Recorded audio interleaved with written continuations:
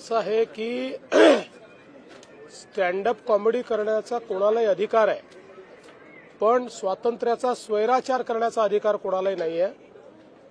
खरं म्हणजे कामराला हे माहिती पाहिजे की महाराष्ट्राच्या जनतेने 2024 साली कोण गद्दार आहे आणि कोण खुद्दार आहे हे दाखवून दिलेलं आहे। कोणाकडे स्वर्गीय हिंदू हृदय सम्राट शिवसेना प्रमुख बाळासाहेब ठाकरे यांची विरासत गेली हे जनतेने ठरवलेलं आहे।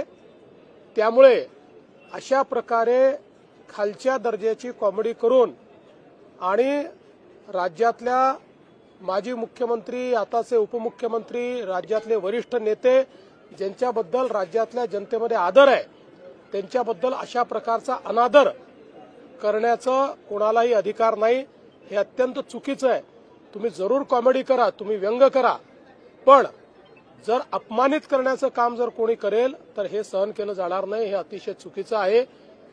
कामरांनी माफी मागितली पाहिजे आणि ते जे संविधानाचं पुस्तक दाखवत आहेत त्यांनी जर संविधान वाचलं असेल किंवा संविधानाची त्यांना जर माहिती असेल तर संविधानानेच सांगितलेलं आहे की स्वातंत्र्याचा स्वैराचार करता येणार नाही, दुसऱ्याच्या स्वातंत्र्यावर तुम्हाला अतिक्रमण करता येणार नाही।